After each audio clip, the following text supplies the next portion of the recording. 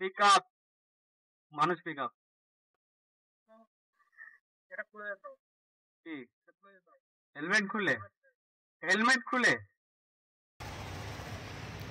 Welcome to SK Suraj blog. তো আজকে আমাকে হেলমেট পরে অ্যাপার্টমেন্টের ভিতরে এন্ট্রি করতে দিচ্ছিল না। আমি পিক আপ করতে যাচ্ছিলাম, কিন্তু আমাকে অ্যাপার্টমেন্টে বললো যে হেলমেট খুলে এন্ট্রি করতে হবে। তো কেন আমাকে হেলমেট পরে এন্ট্রি করতে দিচ্ছিল না, এই পুরো ভিডিওটা আমার ব্লগে আছে। আর তোমরা যারা দেখতে ইচ্ছুক তারা অবশ্যই পুরো ভিডিওটা দেখো, মিস করো না। আর আজকে কত আর্নিং হয় সেটাও দেখাবো। চলো বেশি দেরি না করে শুরু করা যাক। আর অবশ্যই লাইক, কমেন্ট আর সাবস্ক্রাইব করতে যেন ভুলো না। তো অন্যান্য দিনের মতো আজকেও বেরিয়ে পড়লাম রাইডে। তো প্রথমেই আমি উবেরের একটা রাইড পেয়ে যাই, যেটা বাবলাতলা থেকে থাকে বেলগাছিয়া। তো আমি এখান থেকে 149 টাকায় আমি কাস্টমার লোকেশানে চলে এসেছি। কাস্টমারকে পিক আপ করবো।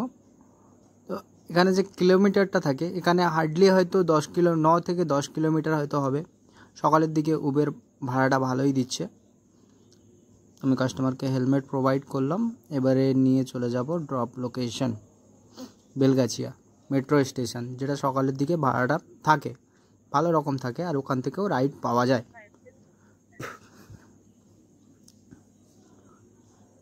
তো কাস্টমারকে পিক করলাম, যেহেতু আমার হোল্ডারটা নেই।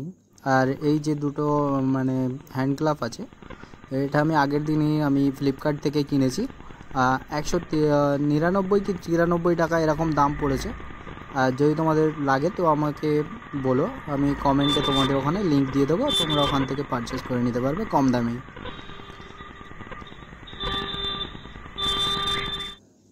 আরে তো রাস্তা হয়েই থাকে যে রিক্সাওয়ালা টোটোওয়ালাগুলো যারা আসে, তারা নিজেদের ইচ্ছা মতো যেখানে সেখানে ঢুকিয়ে দেয়, তাদের কোনো এই পড়ে না, কিন্তু আমাদের অনেকটাই অসুবিধা হয়।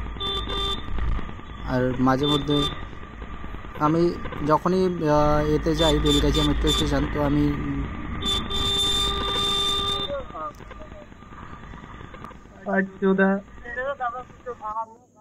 আর কিছু বলার নেই। এরকম রাস্তায় যারা চলতি রাস্তায় এরকমভাবে চলে।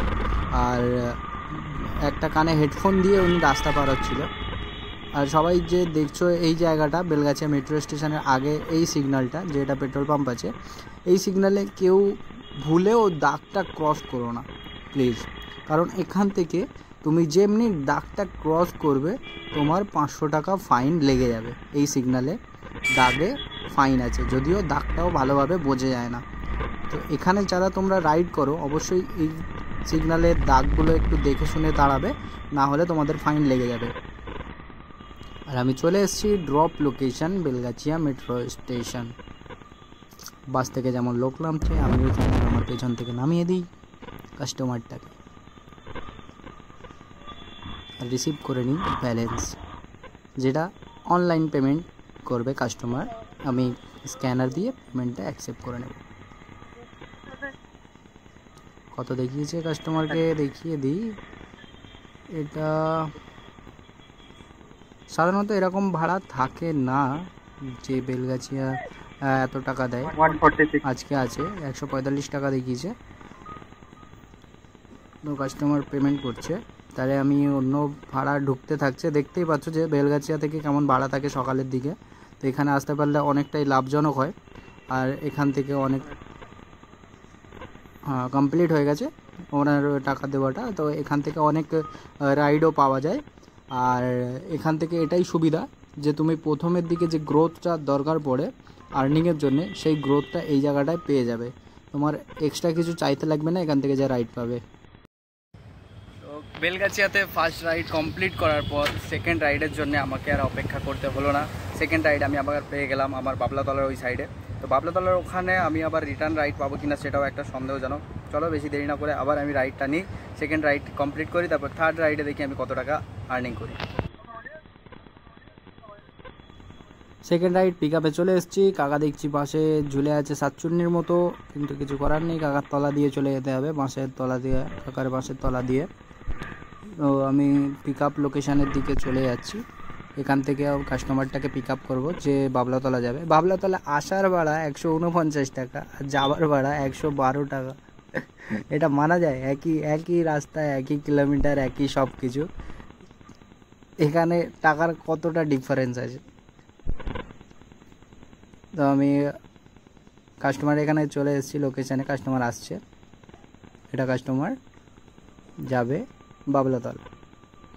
কাস্টমারকে হেলমেট দিয়ে দিই, আমি নিজের সেফটি মতো হ্যান্ড গ্লাভ পরে নিই, আর তারপর বেরিয়ে পড়ি আমার ড্রপ লোকেশন।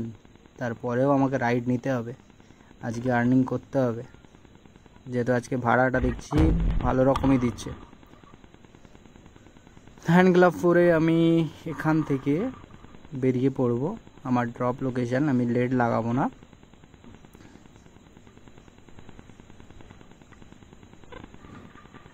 তো আমি এখান থেকে ড্রপ লোকেশনের দিকে বাইকে স্টার্ট করে বেরিয়ে পড়লাম ড্রপ লোকেশন। আর ড্রপ লোকেশনে তারই মাঝে একটা অসুবিধা দেখা গেল। আর ড্রপ লোকেশনে যাব আমি বাবলাতলায় যে রাস্তাটা দিয়ে আমি যাব সেটা হলো দমদম পার্কের এই রাস্তাটা। দমদম পার্কের খালপাড়ের সাইড দিয়ে আমি বাবলাতলা চলে যাব। এখান থেকে যাওয়ার সময়টায় অনেকটাই মানে কি বলা যায়, কিলোমিটারটা অনেকটা শর্ট পড়ে। আর যেহেতু এটা ছেলে কাস্টমার আছে, হালকা ফুলকা আছে, তো আমি এখান থেকে নিয়ে চলে যাব। এখানে রাস্তাটা অনেকটাই আগের থেকে খারাপ হয়ে গেছে। আর আনার সময় আমি লেক টাউন হয়ে এসেছিলাম, কারণ রাস্তাটা ওখানটায় ভালো থাকে আর তাড়াতাড়ি পৌঁছে যেতে পারলে অনেকটাই মানে তাড়াতাড়ি ফার্স্ট রাইড পাওয়া যায়। গন্ডগোল হয়ে গেল আমার, সামনে ব্রেকটা মারলাম তো ব্রেকটা এখান থেকে ফলস করে গেল। আর ফলস আগের দিন আমি টায়ারটা চেঞ্জ করেছি, যেহেতু আমার পিছনের সামনের টায়ারটা অনেকটা ক্ষয়ে গেছিলো, তো 1700 টাকা মতো আমার পড়েছে নতুন এমআরএফের টায়ার। আর ব্রেকটা আমার ঠিকভাবে লাগাতে পারেনি, যার কারণে ব্রেক ফলস করছে। তো আমাকে এখন কিছু একটা করতে হবে, নাহলে আমি নেক্সট রাইড নিতে পারবো না।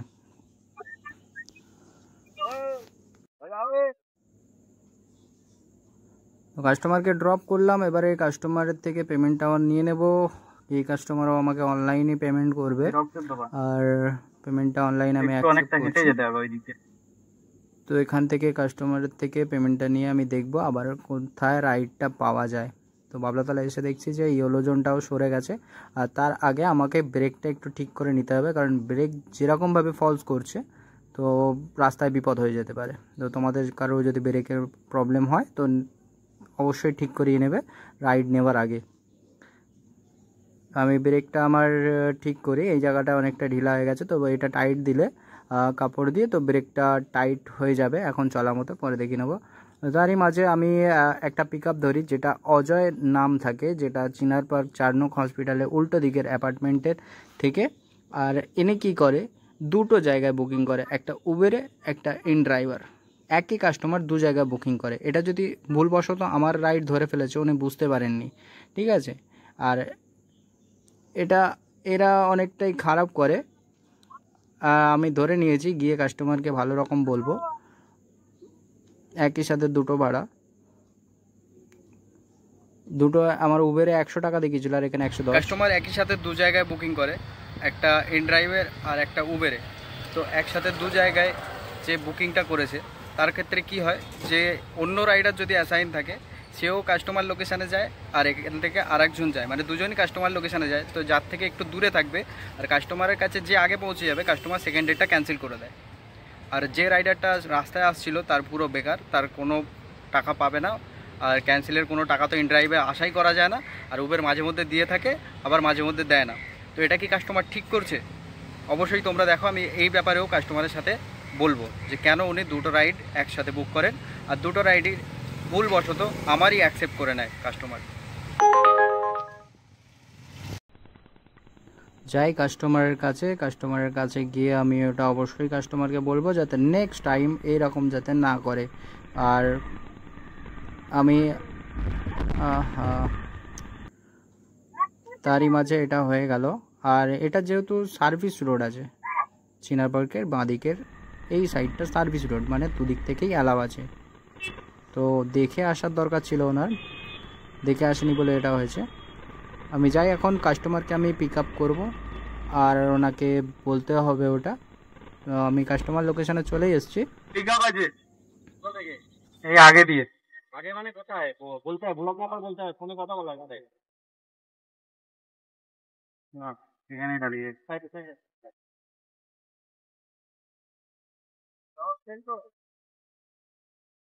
নাম অজয়, কোরআনজি চলে যায় এই যে কোরআন।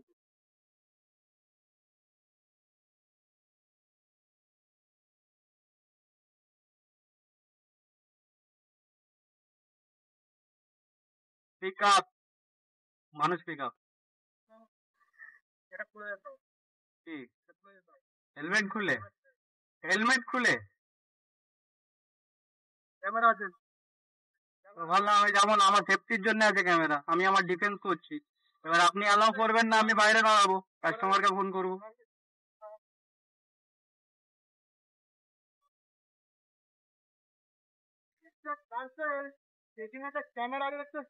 ক্যামেরাটা ক্যামেরাটা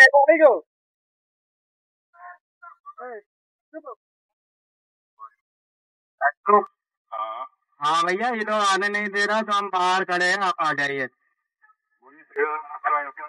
हाँ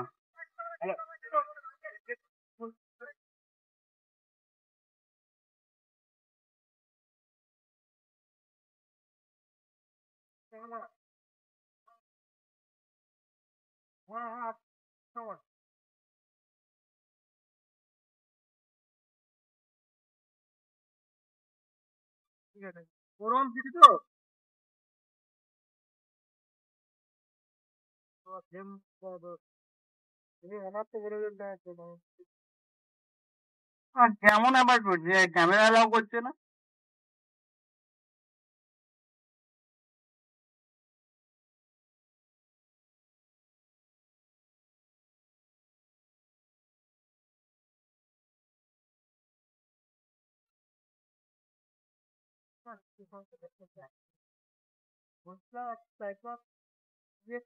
করতে এসছে ওনার ক্যামেরা ক্যামেরা কি অ্যালাউ করতে পারে, পিক আপ করতে গরম ক্যামেরা।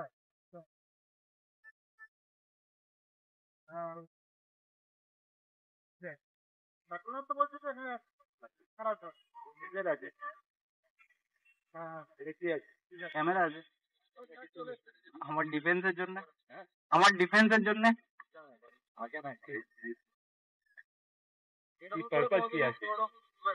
কেন দাদা, কেন দাদা বলুন, এটা কে বলেছে কোনো অ্যাপার্টমেন্টে ক্যামেরা অ্যালাউ নেই? আপনার ফ্যাসিলিটি, আপনার অ্যাপার্টমেন্টের যে সংস্থা আছে, যারা আছে, হেড আছে, তারা বলেছে আপনাকে, অন্য কোনো অ্যাপার্টমেন্টে এটা বলে না দাদা। আমি পুরো নিউ টাউন করি, আমি নিউ টাউন করি।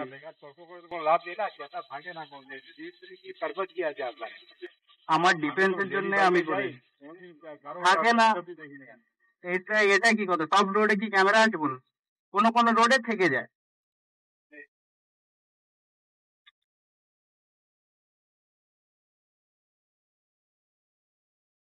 আর আপনি যে দুটোই বুক করেছিলেন, ওলা, উবের আর ইন ড্রাইভার, যে কোনো একটা করবেন দাদা, অন্য কেউ আসলে তো সে তো ফিরে চলে যেত না।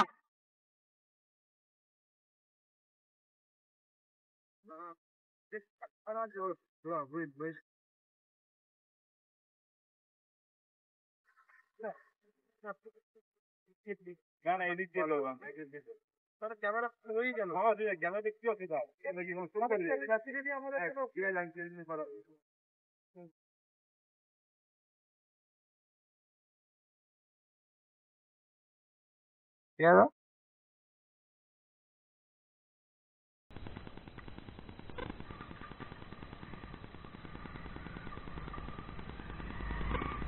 হয়ে গেল এদের নিয়মের সব কিছু শেষ হয়ে গেল। যখন অনার বলল তখন এরা এন্ট্রি করতে দিল, মানে আমি যখন, মানে কোনো রাইডার যখন যাবে তখন তাকে এন্ট্রি করতে দেবে না, অনার বললে এন্ট্রি করতে দেবে। মানে বুঝতে পারছো এদের নিয়ম কোন জায়গাটায়? এদের নিয়ম শুধু আমাদের জন্য তৈরি হয়, বাকি অন্যদের জন্য হয় না। তো কাস্টমারের ড্রপ লোকেশানে আমি চলে এসেছি, এখানে কাস্টমারের ড্রপ লোকেশান আছে, তো আমি একে ড্রপ করব। 110 টাকা ইন ড্রাইভে ছিল। তো ওখান থেকে ইনড্রাইভ এখন মোটামুটিভাবে অনেক টাকাই চার্জ কাটে, যদিও 10% বলেও 1-2 টাকা তার থেকে আরও বেশি কেটে নেয়। ইনড্রাইভ একদম মানে কাটছে, অনেক টাকাই কাটছে। কাস্টমারকে ড্রপ করলাম, এবারে আমি নেক্সট রাইড আমি দেখব যে আমার নেক্সট রাইড আবার কোনটায় আমি পাই।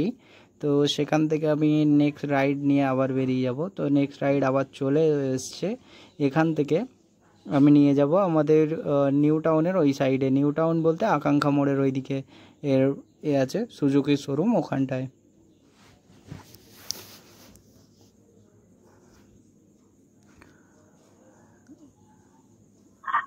এই লোকেশনটা এই জায়গাটা ড্রপ ছিল। তো আমি এখান থেকে এনাকে নিয়ে চলে যাব। আর আজকের যে আমার আর্নিংটা হয়েছে সেটা হ্যাঁ